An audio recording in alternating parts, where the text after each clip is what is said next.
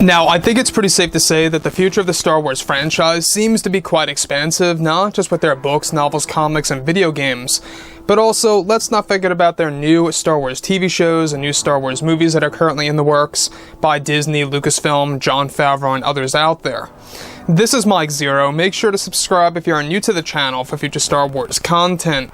Now, one exciting aspect about the future of the franchise is, well, given that The Mandalorian Season 2 is now over and a thing of the past, the finale was outright amazing. A lot of fans were very much impressed with what Lucasfilm put together, and it was actually very much inspiring to see the Star Wars fandom pretty much coming together, reuniting after the Great Divide, as I like to call it, after the release of The Last Jedi and Episode 9 debuting in theaters.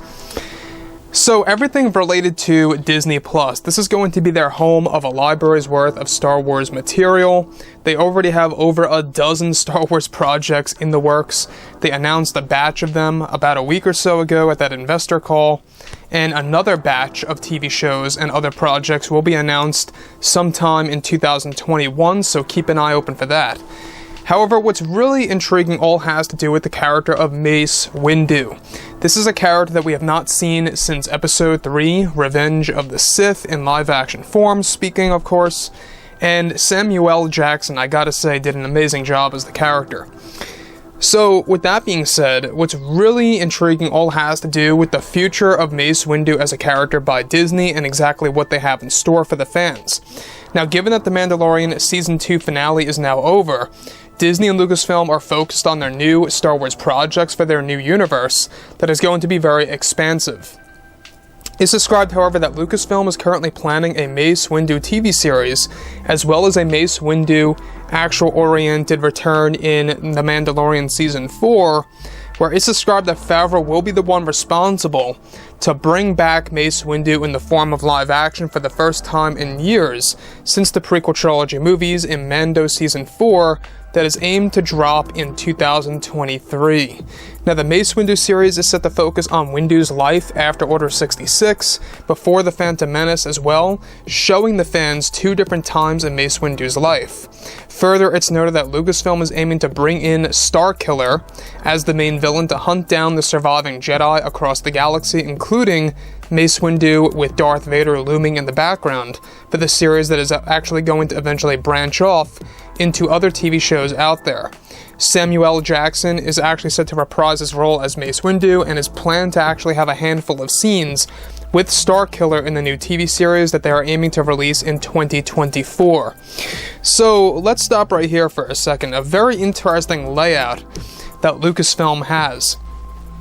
By incorporating Mace Windu into Mando Season 4 in 2023, I'm sure that you guys heard that Mandalorian Season 3 had a slight delay because they want to give the Book of Boba Fett the limelight in 2021. So the Mandalorian Season 3 will be arriving sometime in early 2022. That's what they're aiming. We're pretty much going to have a scenario where, like how it is right now, we have Season 2 of The Mandalorian, then in 2021 we have Bad Batch. Pretty much we're getting a bit of a reverse of that. Now, everything related to this plan for Mace Windu. By incorporating him into Season 4 of The Mandalorian, this is a very smart move because Favreau is going to be the one to handle Windu's return into the form of live action. Now, by bringing in Starkiller for the Mace Windu TV series on Disney Plus, once again, they're aiming for 2024.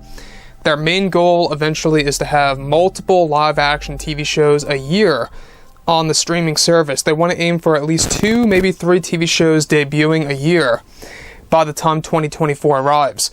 And that is a very interesting goal, but could that very well make it feel oversaturated? I don't think so. I think that a lot of fans would love the fact that there would be multiple TV shows on the streaming service a year.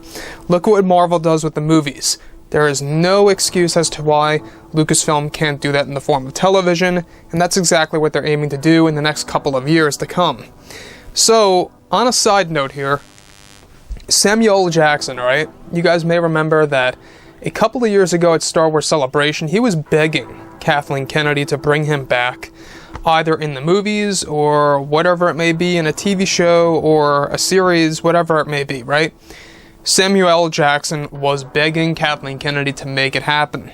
And even George Lucas stated at one point in time that it is very possible that Mace Windu survived. So essentially what Lucasfilm is doing is that they're exploring an actual moment in time in which Mace Windu survives the fall and shows us his life after Order 66 and before the events of Episode 1, showing us his training to becoming a fully fledged Jedi under his master's wing.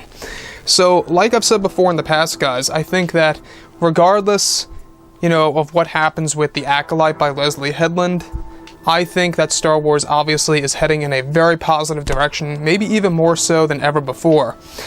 So, like I've said before in the past, guys, drop a comment below.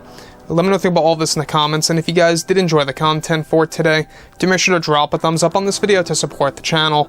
I thank you all so very much for the kind support, and I'll catch you guys next time.